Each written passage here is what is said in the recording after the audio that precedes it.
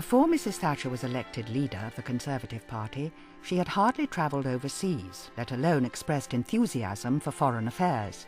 In contrast, by the time she left office, the Prime Minister had secured herself a place in the pantheon of great international leaders and almost single-handedly restored Britain's standing in the world. It was an exceptional achievement, and one that would see her favourable reputation abroad at times very much at odds with her ratings at home. But how did the daughter of a provincial councillor become a dominant player on the world stage?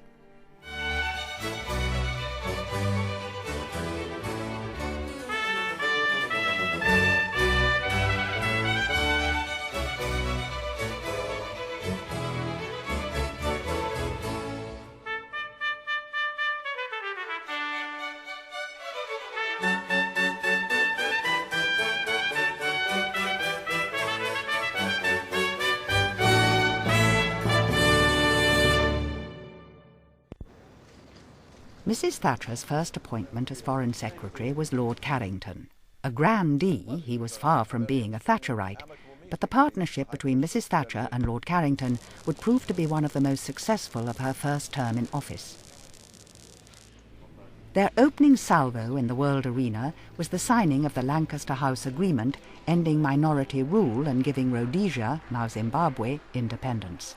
It awarded Mrs. Thatcher a diplomatic triumph within her first year of office. There had been an election, unfortunately, which Mr. Smith and Muzorewa won, but of course the problem was that neither Mugabe nor Makomo had taken part in the election, and therefore it was hardly representative of what was happening in Rhodesia, or what the Rhodesians, black Rhodesians, wanted. The problem was that the Conservative Party had very nearly committed itself to accepting that election if it was free and fair. And I think the consequences of that would have been disastrous.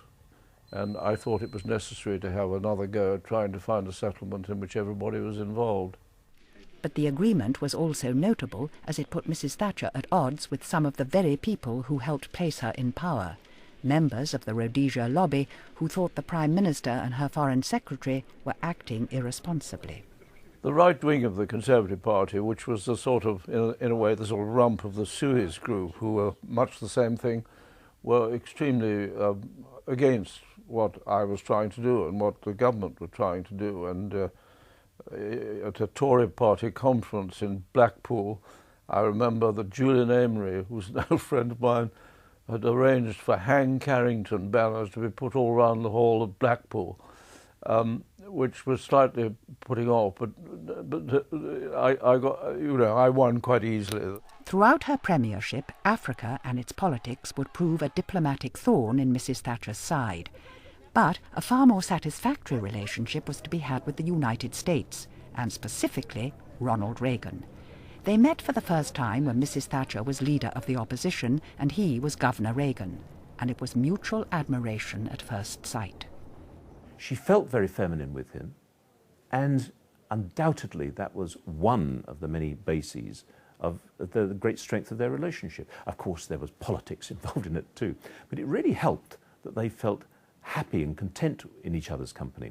Reagan's first visit to London as president was during the Falklands War, the first test for the special relationship. The US had led attempts to secure a diplomatic solution, but when it became clear the Argentines were unlikely to leave the Falklands of their own volition, President Reagan backed Britain's right to take back the Falklands, even if that meant using force. Mr. James Callaghan. And we have put up Wellington and Nelson. Oh, that's very good. They've gone. Looking around to see what I've done. Mrs. Thatcher chose to express her gratitude with a lavish reception at Downing Street. I think they got on very well because they had basically the same sort of values. President Reagan, who was a marvellous man, I got to like him, know him well, and got to like him very much, and he had a sort of magical personality, and he was very clever in getting people working for him who were very good, but he was full of common sense. But she was cleverer than him. I think together they made a very good team. After talks the next day, the true extent of their high regard for one another was fulsomely expressed outside the front door at number 10.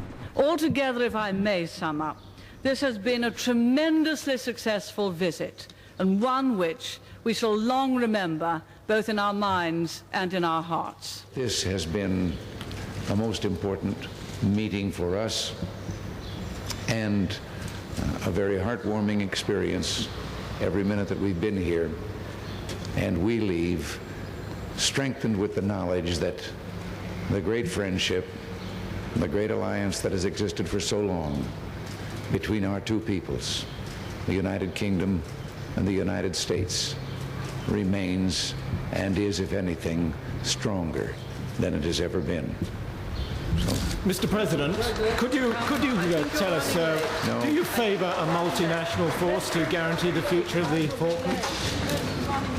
She regarded Reagan as a very promising ruler, but in constant need of a little bit of guidance, you know, which had to be tactfully done. And she got this worked out very well, and he got it worked out very well. I mean, he smiled at her a bit, you know, he joked about her a bit, but nevertheless he respected her greatly, and it was a very good relationship.